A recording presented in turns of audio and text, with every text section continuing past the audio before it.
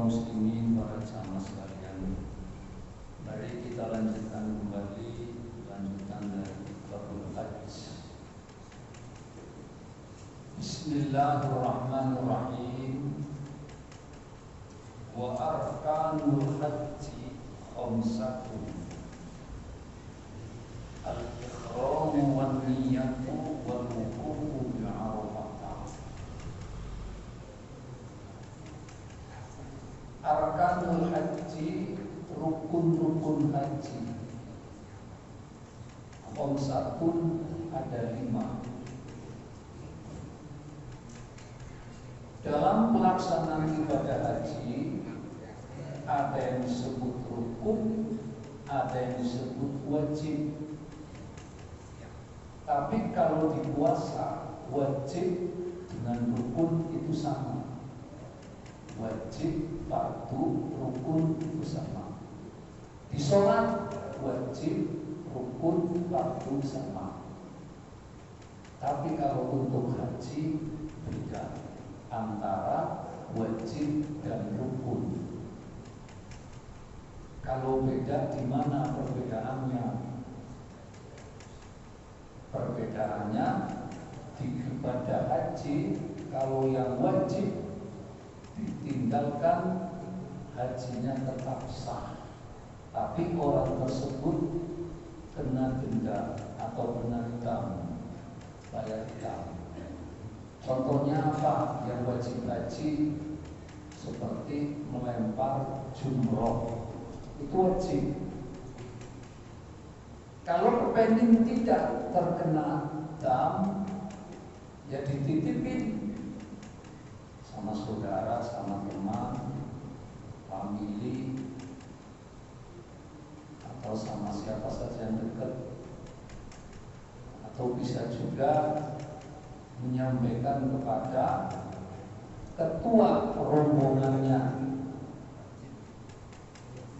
Kalau umpamanya orang haji melalui KPIH, kelompok bimbingan ibadah haji, jadi namanya bukan haji mandiri.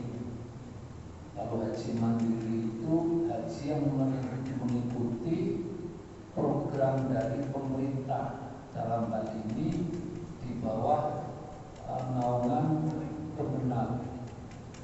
Jadi lewatnya Kemenag. Tapi kalau yang lewat KPIH biasanya nanti KPIH-nya menjadi ketua rombongan. Ketua rombongan itu untuk tiap-tiap 40 orang. 40 orang. Di bawahnya yang tiap-tiap 10 namanya karu, ketua rebu. Jadi ketua rombongan itu singkatannya karom. Ada KPIH, kelompok bimbingan ibadah haji. Itu kan ada syaratnya untuk bisa memberangkatkan jemaah haji. Syaratnya 40 orang. Kalau kurang dari 40 orang tidak boleh memberangkatkan jemaah haji. Jadi beda dengan dulu tahun 90-an, biarpun cuma 10 orang bisa. Tapi kalau sekarang tidak, 40 orang. Umpamanya satu daerah ada 4 KPIH. Dari 4 KPIH itu, satu KPIH dapat jamaah 27. KPIH berikutnya ada dapat cuma 11. KPIH lagi ada dapat 20. KPIH berikutnya lagi ada dapat 17. Maka nanti di-merger,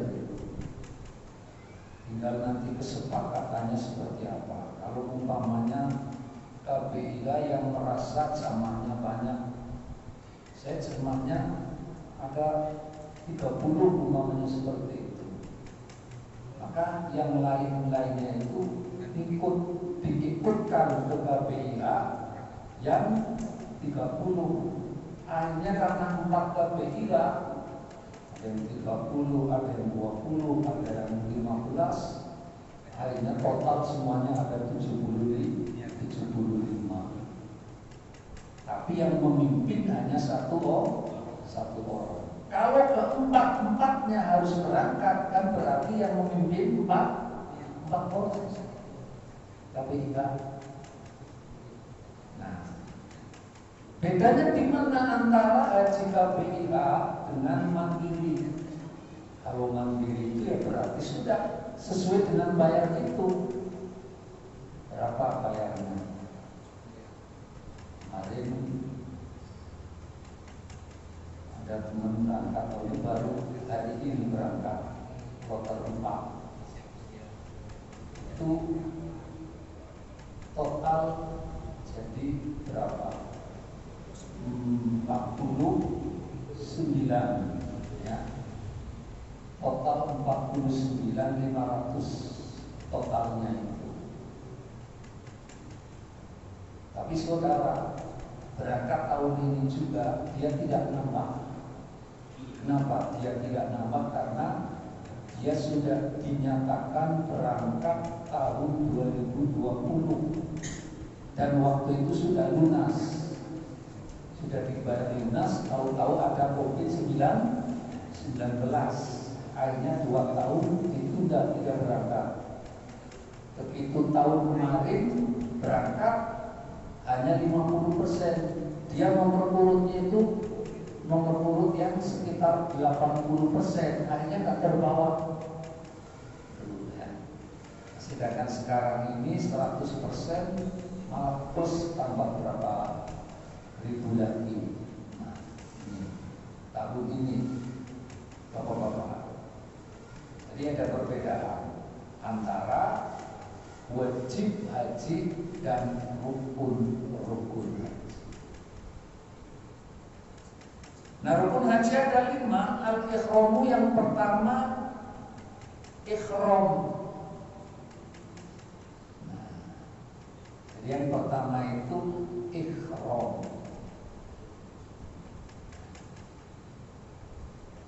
Kalau mikot itu masuknya ke wajib haji, bukan rukun haji. Mikot itu batas setar awal orang mau menunaikan ibadah haji dari mikot. Jadi sudah ditentukan startnya. Ada Dzulhulaifah. Dzulhulaifah itu orang menyebutnya bin Ali, yaitu bagi penduduk Madinah.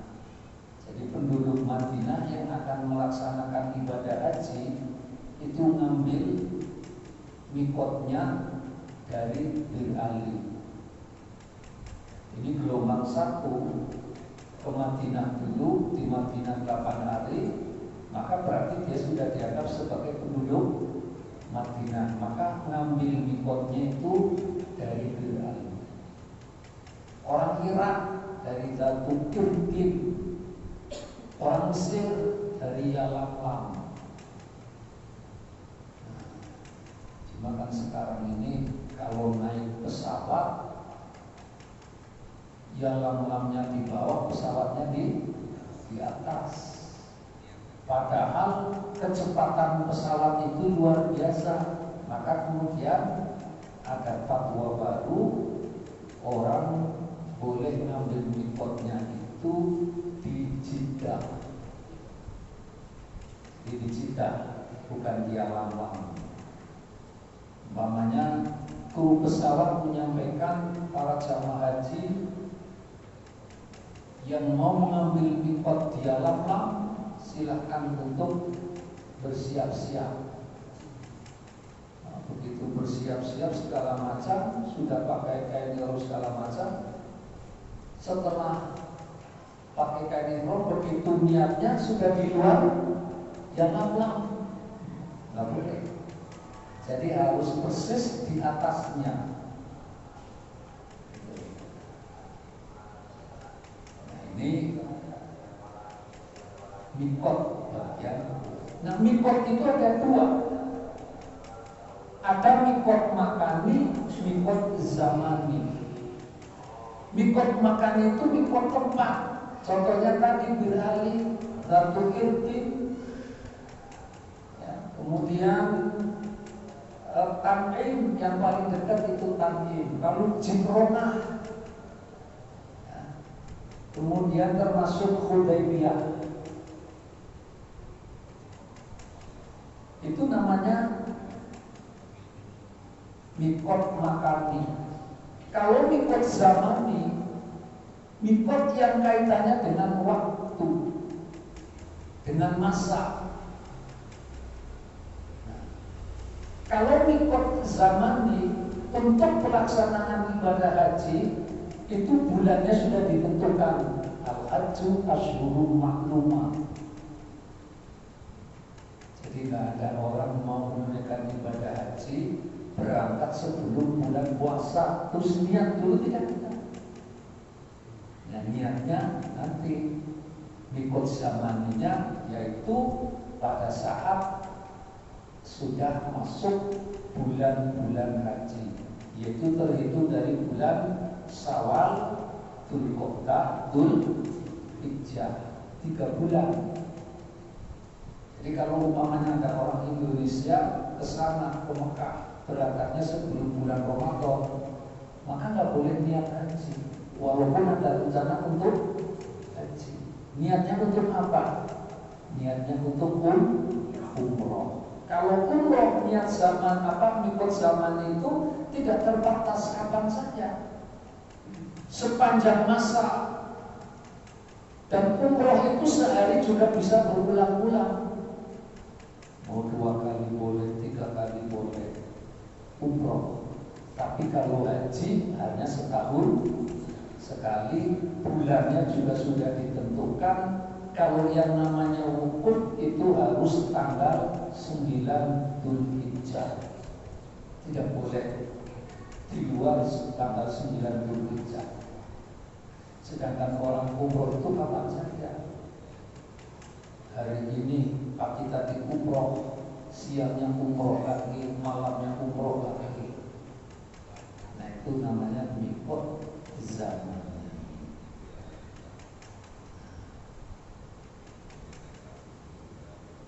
Niat itu kemudian niat. Jadi kalau haji lalu umroh dulu, niatnya labbaik Allahumma umratan wa akhramtu biha. Kalau orang mau menunaikan ibadah haji tapi pelaksanaannya umroh dulu, itu namanya haji tamattu. Ini haji tamattu adalah haji yang dilaksanakan oleh mayoritas jamaah haji dari Indonesia. Haji tamattu. Jadi umroh dulu, tawaf, sa'i, tahallul sudah selesai. Tinggal nanti menunggu pelaksanaan ibadah haji. Contohnya kayak seperti sekarang yang baru berangkat. Saudara baru berangkat tadi jam 6 sore ini. Berarti sampai sana sekitar jam 11 waktu Madinah. Jadi itu pesawatnya langsung ke Madinah di Bandara Hama. Nah, jam 11 tambah 4 jam 3. Jadi kalau waktu di sini berangkat jam 6 dari sini sampai sana jam 3 waktu sini. Tapi kalau waktu sana jam 11. Ketarik 4 jam. Waktunya berbeda 4 jam. Nah, Madinah 8 hari. 8 hari itu maksudnya biar mendapatkan arba'in. Arba'in itu artinya 40 waktu. Kalau 40 waktu, 1 hari 5 waktu, maka 40 waktu adalah 8 hari. umpamanya di dalam 8 hari di Madinah ada salah satu waktu yang tidak sholat di Masjid Nabawi, itu namanya bukan arba'in. Yang dimaksud dengan arba'in itu sholat 40 waktu secara berurutan, sholatnya di Masjid Nabawi terus berjamaah. Mungkin sakit lalu tidak dapat bermasjid sehingga sholatnya di hotel. Namanya sudah bukan arba'in. Nah, kalau ini sebenarnya tidak ada kaitannya dengan ibadah haji, yang tidak ada kaitannya. Sebab yang berkaitan dengan ibadah haji semuanya itu ada di Mekah. Tawaf di Mekah, sa'i di Mekah, melempar jumroh di Mekah. Mina itu masih kalangan Mekah, masih daerah Mina. Terus wukuf di Arafah juga Mekah. Itu. Jadi semua pelaksanaan ibadah haji itu adanya di Mekah. Jadi kalau ada orang haji kok tidak ke Madinah, cuma ke Mekah, hajinya sah. Minimal orang melaksanakan haji itu minimal itu 6 hari minimal. Nah, makanya tanggal 8 Dzulhijjah, ke Arafah untuk wukuf. Lalu 9, tanggal 9-nya wukuf. Setelah selesai wukuf, malamnya dilanjutkan ke Muzdalifah sampai jam 12. Lewat jam 12 baru ke Mina. Ya. Jadi 8, 9, 10. 10 hari tasrik itu ada 3. Tanggal 11, 12, 13. Jadi kalau orang haji mengambil nafar awal berarti cuma 5 hari. Kalau mengambil nafar tsani berarti 6 hari. Udah. Jadi makanya bagi orang-orang yang kelihatannya orang penting, yang banyak kerjaan yang tidak bisa ditinggalkan lama-lama, itu kadang-kadang hajinya mengambil waktunya yang sebentar, yang cuma 15 hari. Yang sebentar tapi malah biayanya lebih mahal. Kita haji furoda aja udah berapa itu, 200 lebih itu haji furoda itu. Nah, kan 200 kan bisa buat berangkat berapa? 4 orang. Kalau haji mandiri bisa, biaya itu bisa dipakai untuk 4 orang. Kalau berangkat pakai furoda itu hanya untuk 1 orang bisa kurang. Nah, bisa kurang. Tapi kalau uangnya banyak sih nggak ada masalah. Jadi niat Pak ya, niatnya labbaik Allahumma umratan wa ahramtu biha. Nah, sesudah itu yang merupakan daripada rukun lagi yaitu wal wukuf. Al-hajju Arafah. Haji itu sentralnya. Haji itu adalah di Arafah. Maka semua rangkaian ibadah haji itu yang paling berat yaitu yang disebut Armuna. Armuna itu Arafah, Muzdalifah, Mina. Dan dari tahun ke tahun jamaah haji dari Indonesia yang paling banyak terjadi kasus, dalam pengertian kasus ini banyak orang meninggal, itu adanya di sekitar itu, di sekitar Arafah, Muzdalifah, Mina. Apalagi sekarang ini lagi musim panas, panasnya bisa sampai 49. sini paling berapa?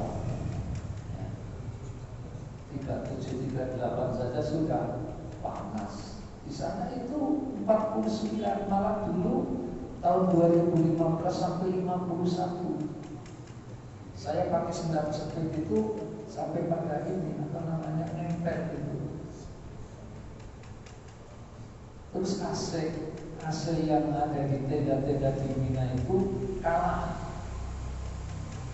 sama panasnya matahari, saking panasnya. Ini baru panas di dunia, ya. Bagaimana nanti panas di akhirat? Padahal api yang ada di dunia ini kan awalnya itu malaikat Jibril minta kepada malaikat Malik api yang ada di neraka sedikit saja, tapi malaikat Malik tidak memberikan.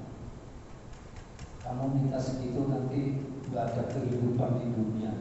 Ya sudah, separuhnya saja, separuhnya nanti semua pada hangus, tumbuh-tumbuhan hangus semuanya. Lalu akhirnya apa? Terakhir hanya diberikan dukhon. Dukhon itu artinya asapnya neraka. Dibawa oleh malaikat Jibril, dikasih oleh malaikat Malik di neraka. Lalu asap itu diletakkan di atas bukitnya meledak. Bukitnya meledak, asapnya kembali lagi ke neraka. Nah, bagaimana kehidupan yang sesungguhnya nanti di akhirat. Nah, Arafah itu merupakan miniatur dari kehidupan di alam pada masa. Maka semua orang haji tidak membedakan dia mempunyai pangkat tinggi, ya, presiden, menteri, perdana menteri, atau apapun pengusaha. Semuanya ketika ada di Arafah itu hanya menggunakan kain ikhram, 2 helai putih semua. Ustaz, bagaimana kalau kain ikhramnya itu berwarna merah? Sah apa tidak sah? Tetapi tidak mendapatkan kesunahan. Tentang isinya pengurus Demokrat akhirnya pakai warna kain biru namanya. Sudah pakai kain warna biru, ada lagi capnya. Gak usah. Tinggalkan atribut-atribut yang seperti itu, sudah tinggalkan. Pakainya sudah kain ikhram 2 helai. Makanya kalau orang sedang menggunakan kain ikhram, kok meninggal dunia, itu kain kafannya adalah kain ikhram.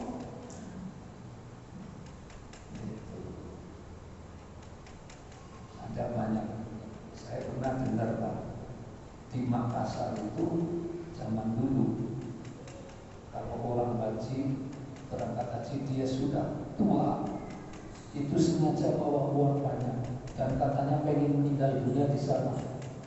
Maksudnya Pak, buat persiapan.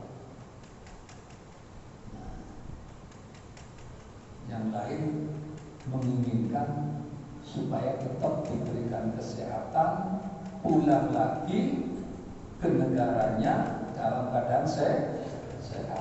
Tapi ada malah yang pengennya meninggal dunia di sana. Nah, jadi ini wukuf merupakan rukun. Jadi bagi jamaah haji yang mau wukuf, berarti kalau sudah mau wukuf, itu jamaah haji dari berbagai belahan dunia sudah tidak ada lagi yang di Madinah. Semua sudah full di Mekah semua. Namanya wukuf tanggal 8. Itu sekitar tanggal 6 itu sudah tidak ada jamaah haji di Masjid Nabawi di Madinah, sudah tidak ada. Dari Malaysia, Brunei Darussalam, Indonesia, Filipina, Amerika, Belanda, semua umat Islam yang menunaikan ibadah haji itu sudah ke Mekah semua. Makanya kemudian masjidnya luar biasa penuhnya. Nah, Nanti ketika tanggal 8 mau wukuf di Arafah, itu ngambil mikotnya itu bukan dari Tan'im, tapi ngambil mikotnya, niatnya itu di tempat masing-masing, yaitu di hotel. Di sana nanti disebutnya maktab. Maktabnya di mana? Pakai kain ihram di situ, terus niat. Nah, niat, kemudian turun, naik bus, di mana bus itu sudah disiapkan oleh pemerintah sana untuk mengangkut jamaah haji menuju ke Arafah. Sudah diangkut sama bus, diturunkan di sana di Arafah, yaitu di tempat tenda-tenda yang sudah disiapkan. Bus itu kembali ke sana lagi, ke Mekah lagi, untuk ngangkut lagi jamaah yang belum. Sudah ke sana lagi ke Mekah, diangkut lagi ke Arafah, balik lagi. Kenapa? Karena mobil busnya itu terbatas, jamaah hajinya banyak. Bapak-bapak, kalau dulu zaman Rasulullah itu menunaikan ibadah haji pas malam 9. Jadi kalau ini tadi tanggal 8, kalau diceriakan hitungnya itu perubahan pergantian waktu itu kan saat masuk waktu maghrib. Jadi bukan jam 00 bukan, tapi waktunya itu adalah maghrib ketika ghurubus syamsi. Berarti maghrib kemarin tanggal 8 sampai malamnya, sampai paginya masih 8. Maghrib sekarang sudah masuk tanggal 9. Itu maghrib sekarangnya. Udah. Mereka orang-orang yang sudah siap melaksanakan wukuf tanggal 9 Dzulhijjah, itu pelaksanaan wukufnya yaitu pada saat matahari tergelincir atau sesudah masuk waktu zuhur. Waktu zuhur sudah sholat zuhur selesai, kemudian wukuf, jamaah haji tinggal mendengarkan khutbah wukuf yang disampaikan oleh karom atau oleh ketua bimbingan ibadah haji KPIA. Nah, nanti disampaikan. Cuma kalau yang disampaikan oleh KPIA, yang disampaikan oleh TPIAI, ya, yang satu kloter itu nanti tidak dalam satu tenda, karena satu tenda itu tidak terdiri dari 430 orang, tidak. Jadi satu kloter yang satu pesawat itu nanti bisa dibagi menjadi tiga tenda. Nah itu. Makanya karena dibagi 3 tenda, maka tiap-tiap tenda ada yang khutbah. Biasanya salah satu di antaranya yang khutbah itu adalah karom.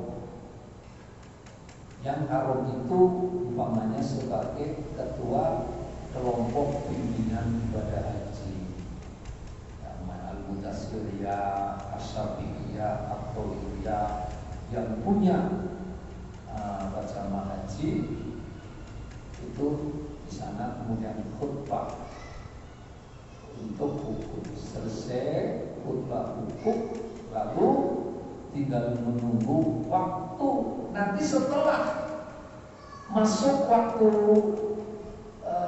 maghrib sudah diperintah untuk berkemas-kemas meninggalkan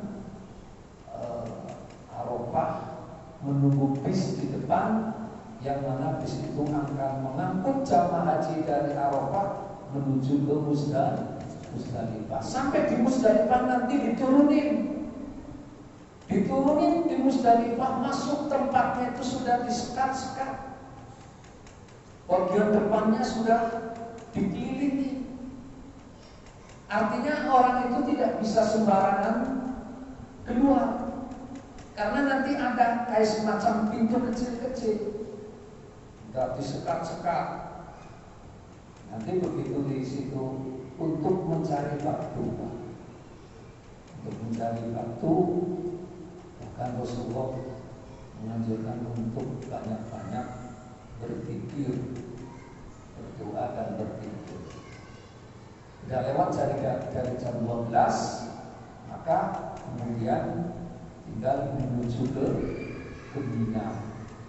Jemput lagi oleh Ustadz menuju ke Mina untuk nanti persiapan melakukan rangkaian wajib haji yang namanya Jumroh Aqobah. Itu tanggal 10 Dzulhijjah, dilaksanakan setelah sholat subuh. Agak siangan juga boleh, tapi apalagi musimnya lagi musim panas begini, sebaiknya habis sholat subuh berangkat ke sana. Di tanggal 10 hanya Jumrah Aqobah saja. Itu posisinya masih menggunakan kain ihram.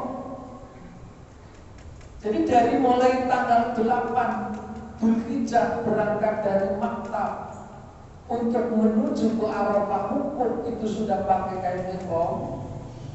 Malamnya berarti pakai kain ihram, paginya masih pakai kain ihram itu, siangnya pakai kain ihram, sampai malamnya lagi tanggal 10 Dzulhijjah pakai kain ihram, paginya pakai kain ihram di Mina untuk melaksanakan Jumroh Aqobah. Begitu sudah Jumroh Aqobah, kembali lagi ke tenda yang ada di Mina, dilepas kain ihramnya. Itu namanya sudah ta'allul awal. Kain ihramnya sudah dilepas, tinggal Jumroh Ula, Wusto, Aqobah. 7 berarti disiapkan 21 batu kerikil. Nah, itu tanggal 11 Dzulhijjah. Saat tanggal 13 Dzulhijjah melempar jumroh itu sudah tidak lagi menggunakan kain ihram. Yang pakai sarung orang Madura biasanya pakai sarung, yang pakai celana, yang pakai jubah bebas. Tapi yang jelas sudah tidak menggunakan kain ihram. Ini yang hajinya haji tamattu. Tapi kalau hajinya haji ifrad masih tetap menggunakan kain ihram, kecuali dia takjilul arkan, artinya menyegerakan rukun. Dia ke Mekah untuk menunaikan tawaf ifadah. Setelah tawaf ifadah selesai, kembali lagi ke Mina untuk melempar jumroh. Jadi ada yang modelnya begitu sudah lempar Jumroh Aqobah, terus ke Mekah untuk tawaf ifadah. Itu sudah tawaf ifadah di Mekah, balik lagi ke Mina. Jangan baliknya itu lewat setelah matahari terbenam. Kalau sudah lewat matahari terbenam, dia terkena denda atau dam. Jadi seperti apa capeknya itu, dengan perjalanan yang berpuluh-puluh kilo itu. Kalau masih muda, bisa saja umpamanya dari Musdalifah malam-malam terus ke Mina. Nah, di Mina sebelum melempar Jumroh Aqobah, dia ke ke Mekah dulu untuk tawaf ifadah. Langsung tawaf ifadah sampai subuh. Begitu selesai sholat subuh, agak siangan dikit, ikut sholat Idul Adha di Masjidil Haram. Setelah selesai sholat Idul Adha, dia berkemas-kemas kembali lagi ke Mina untuk melempar jumroh. Seperti apa itu capeknya? Karena tidak menggunakan nggak ada kendaraan, semuanya jalan kaki. Itu hitungannya sudah puluhan kilo itu. Nah, makanya ibadah haji itu fisiknya harus kuat. Dulu pemerintah Indonesia sebelum COVID-19 itu yang diprioritaskan itu adalah orang-orang yang sudah usia lanjut. Walaupun menunggu sekian tahun, tapi kalau orangnya sudah usia lanjut itu didulukan. Begitu COVID lalu kemarin berangkat, itu yang sudah di atas usia 60 malah tidak boleh. Jadi kebalikan, kebijakannya berubah. Nah ini Bapak-bapak. Jadi wukuf di Arafah, lalu tadi sudah dari Arafah ke Musdalifah, Mina, tanggal 11, tanggal 12 Dzulhijjahnya untuk melempar jumroh lagi, namanya jumroh ula usto Aqobah. Di tanggal 12 itulah yang disebut nafar awal. Saya waktu setelah selesai jumroh Aqobah, pas sholat maghrib di tenda, habis sholat maghrib saya sampaikan, alhamdulillah para jamaah tuyulullah, kita semuanya tadi baru melaksanakan rangkaian wajib haji, yaitu lempar jumroh Aqobah. Di saat melempar jumroh Aqobah, orang-orang itu kan penasaran, artinya pengen tahu tempatnya di mana. Sekalipun orangnya itu sudah tua, sekalipun sakit, dia ikut saja karena masih pernah sampai. Akhirnya Pak, begitu saya sampaikan tadi kita sudah melaksanakan jumroh Aqobah. Bagi para jamaah haji, bahwa melempar jumroh ini termasuk salah satu daripada wajib haji, dan ini bisa dititipkan, bisa diwakilkan. Kalau seandainya para jamaah haji mungkin ada yang merasa kecapean atau mungkin sakit karena tadi sudah jalan panjang, sudah jalan jauh, maka bagi para jamaah haji yang ingin mewakilkan melempar jumrohnya, silakan menghubungi petugas. Akhirnya itu saya sampaikan seperti itu. Ada beberapa orang yang kemudian minta diwakilkan. Dokter mewakili sekian orang, ketua kloter mewakili sekian orang, saya juga mewakili sekian orang. Tapi kalau dia tidak ngomong dan tidak diwakilkan ke seseorang, dia benar. Kalau sudah diwakilkan, tidak terkena. Itu yang tanggal 11. Begitu sudah tanggal 11, saya sampaikan kembali setelah sholat maghrib berjamaah. Alhamdulillah, di tanggal 11 ini kita sudah lempar jumroh Aqobah, jumroh ula usto Aqobah, dan besok tanggal 12 kita akan melempar lagi jumroh ula usto Aqobah. Di tanggal 12 itu namanya nafar awal. Dan bagi jamaah haji boleh ngambil nafar awal, boleh ngambil nafar sani.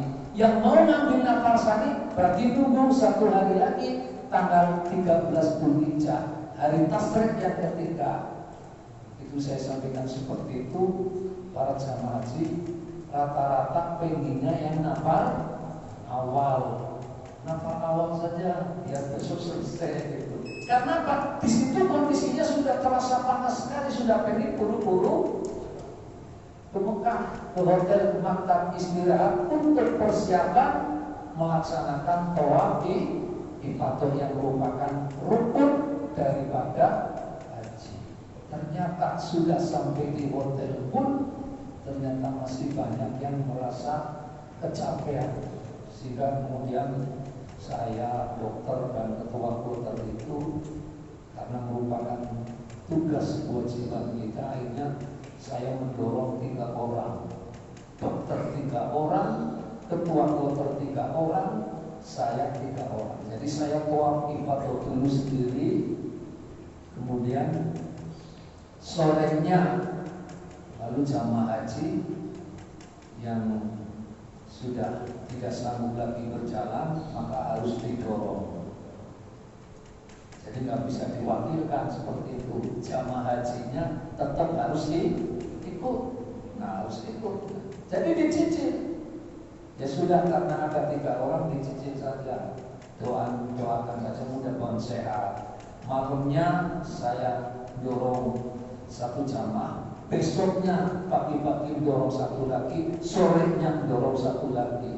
Berarti 3 kali. Saya mendorong yang berikutnya, jamaah haji yang saya dorong tiap tawaf ifadah, sayanya sekaligus tawaf sunnah. Kan tadi tawaf ifadahnya yang merupakan rukun sudah saya selesaikan. Nah, cuma kalau tawaf sunnah itu tidak ada kaitannya dengan sa'i. Nah, nanti begitu sudah selesai tawaf ifadah, sa'i. Dan sa'i berarti sudah selesai. Pelaksanaan ibadah hajinya sudah selesai. Tinggal 1 lagi yang terakhir. Ketika mau pulang, namanya tawaf wada. Tawaf wada itu bukan rukun. Ada yang mengatakan wajib juga dan berpendapat itu sunnah. Jadi rukun. Wal rukun bi Arafah, ini rukun yang berikutnya adalah hukum di Arafah. Al-Hajju Arafah. Haji itu di Arafah. Nah, Rasulullah dulu waktu hukum di Arafah persis di bawah tugu, ya, tugu yang di Jabal Rahmah itu. Makanya kadang-kadang orang itu pengen kuat di situ kayak seperti zaman Rasulullah dulu, yang nggak bisa seperti itu. Bayangkan orang jutaan manusia umat Islam mau di situ semua, ya nggak bisa. Nah, jadi sudah diatur tempat-tempatnya.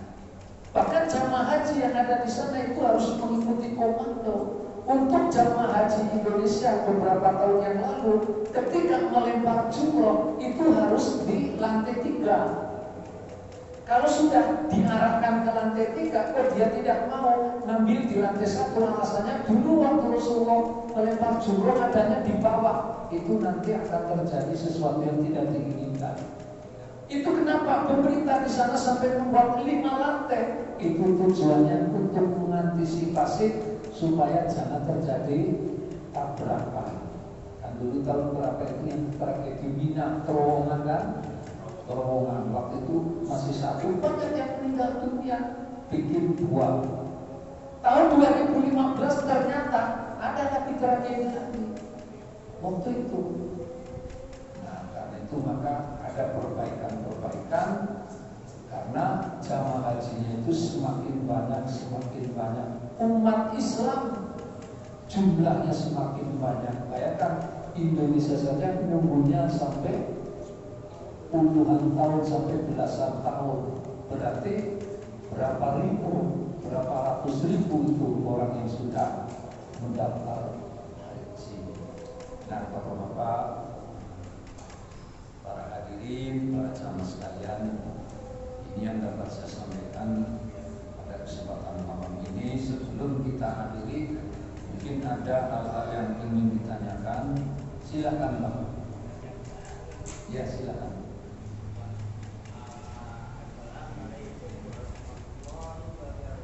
Waalaikumsalam warahmatullahi wabarakatuh.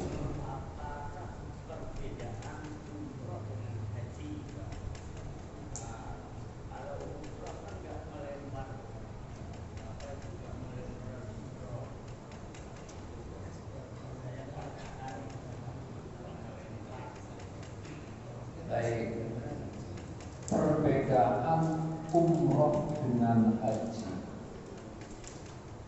Umroh tidak terikat oleh waktu. Makanya tadi disebut ada mikot zaman. umroh bisa dilaksanakan sehari 3 kali, pagi, siang, malam. Besoknya mau umroh lagi, minggu depan mau umroh lagi, bulan depan mau umroh lagi, bisa. Tapi kalau haji hanya 1 tahun sekali. Itu perbedaan dari segi waktu pelaksanaan. Sementara perbedaan dari segi ibadahnya, yaitu kalau umroh hanya tawaf, tahallul, tawaf, sa'i, tahallul, sudah itu.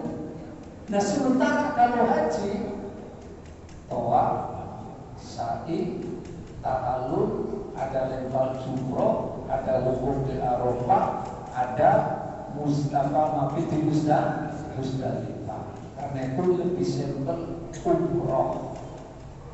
Ya, umroh itu ya sekitar 2-3 jam sudah selesai. Tapi kalau haji 5-6 hari.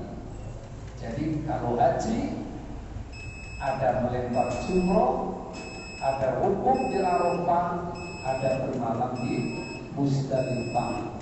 Selain itu sama, artinya sama, yaitu yang sama tawaf, sa'i sama tahallul. Cuma perbedaannya juga kalau untuk umroh tidak ada tawaf ifadah, tidak ada. Itu namanya tawaf umroh saja. Nah kalau haji ada tawaf ifadah. Makanya orang haji itu tawafnya 2 kali. Kalau haji tamattu, pertama tawafnya tawaf umroh, namanya tawaf wajib. Begitu mau selesai tawaf ifadah yang merupakan rukun haji.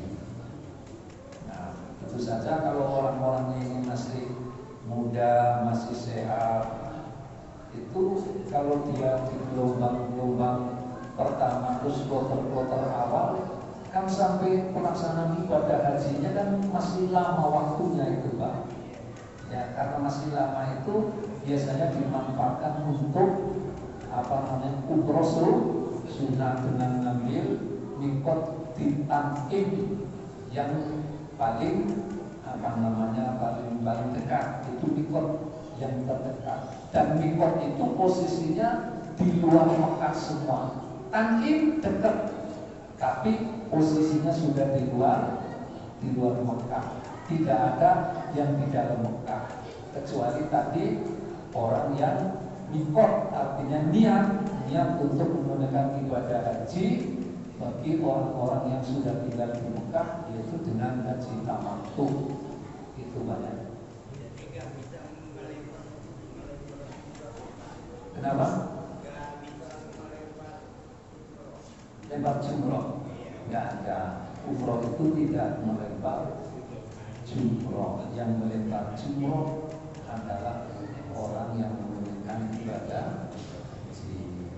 Tidak ada melempar jumroh. Nah, melempar jumroh ini kan merupakan suatu ajaran, yaitu nampak jelas dari perjuangan Nabi Ibrahim alaihissalam bersama istri dan putranya Ismail alaihissalam. Saat Ismail mau disembelih oleh ayahnya, itu datang iblis, digoda ayahnya, ya, goda ayahnya itu. Kemudian ayahnya Nabi Ibrahim itu mengambil batu itu dilemparkan ke iblis. Termasuk juga setelah tidak berhasil ayahnya, ibunya Ismail digoda juga, dilempar pakai batu juga. Ismailnya juga begitu. Akhirnya kemudian menjadi jumrohullah musta'afah. Nah kalau dulu Nabi Ibrahim, Ismail dan ibundanya melempar batu untuk iblis, artinya iblis itu diusir Karena pada saat 3 orang akan melaksanakan perintah Allah, mau digagalkan oleh iblis, sehingga iblis itu dilempar. Iblis lari. Nah, bagi jamaah haji, ketika melempar jumroh di sana bukan melempar iblis, bukan. Tapi kadang-kadang ada orang yang saking apa? Saking keselnya melemparnya, padahal bukan melempar iblis yang ada di sana. Bagi jamaah haji yang sedang melempar jumroh, itu sedang melempar sifat-sifat iblis yang ada pada dirinya. Apa umpamanya? Sifat iri, dengki, hasud, syirik, toma, ya, terus sifat-sifat iblis yang ada di dalam hati itu dilempar di sana. Begitu sudah dilempar di sana, pulang haji, sifat-sifat iblisnya sudah hilang di sana. Kan gitu, yang tadinya sombong, ya kan? Begitu pulang ke sini sudah tidak sombong lagi. Karena sekarang ini kan ada juga orang-orang yang menyombongkan karena faktor nasab. Ya, sekarang kita lagi ramai itu, ya. Bahkan sampai oknum tersebut menyatakan bahwa nasab ini lebih mulia. Nah, kalau sudah seperti itu berarti akan menciptakan apa, Pak? Kalau orang sudah mengatakan bahwa faktor nasab itu lebih mulia ketimbang orang-orang yang berilmu, itu artinya orang-orang tersebut akan menjadikan kayak di dalam agama itu apa namanya? Kasta. Kalau sudah ada kasta, berarti nanti sudah bertentangan dengan Pancasila, yaitu sila kedua. Apa sila kedua bunyinya? Kemanusiaan yang adil dan beradab. Sehingga kalau sudah ada kasta-kasta seperti itu, sampai dikatakan orang lain kalau menikahi keturunan ini itu tidak sah, sama saja dia melakukan perbuatan zina. Masya Allah, Rasulullah tidak mengajarkan seperti itu. Dulu Wali Sembilan ketika datang di Indonesia, kemudian menyebarkan agama Islam di Indonesia, itu Sunan Gunung Jati saja istrinya orang Cina itu. Istrinya Cina. Nah ini tidak seperti itu.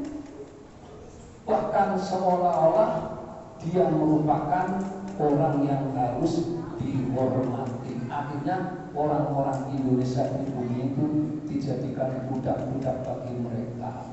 Nah, kita harus waspada, Bapak-bapak, para jamaah sekalian. Ajaran Rasulullah tidak seperti itu. Wali Songo dulu membaur dengan orang Indonesia, membaur, kemudian sudah dengan orang-orang Indonesia itu menyatu, tidak menjadikan kasta-kasta, tidak merasa walaupun mereka itu keturunan Rasulullah, tapi tidak merasa yang paling terhormat. Nah ini ayatnya ada. Inna khalaqnakum min dzakari wa untha wa ja'alnakum syu'uban wa qabaila lita'arafu inna akramakum indallahi atqakum. Itu di ayat itu ya, menjelaskan bahwa yang mulia di sisi Allah adalah hanyalah orang-orang yang takwa, tidak membedakan dari suku mana, dari bangsa mana, dari kaum mana. Makanya Rasulullah bersabda tidak ada bedanya antara orang Batawi ataupun orang Arab, semuanya sama di hadapan Allah, yang membedakan hanya takwa. Nah baik para jamaah sekalian, sampai di sini dulu. Mari kita berdoa Allah yang bersama. Wa idam rabbana wa ta'ala lanakunanna minal khasirin. Allahumma zidna ilman nafi'an warzuqna rahman wasi'a. Rabbana atina fid dunya hasanah wa fil akhirati hasanah wa qina adzabannar. Subhana rabbika rabbil izzati amma yasifun wa salamun 'alal mursalin. Alhamdulillahi rabbil alamin.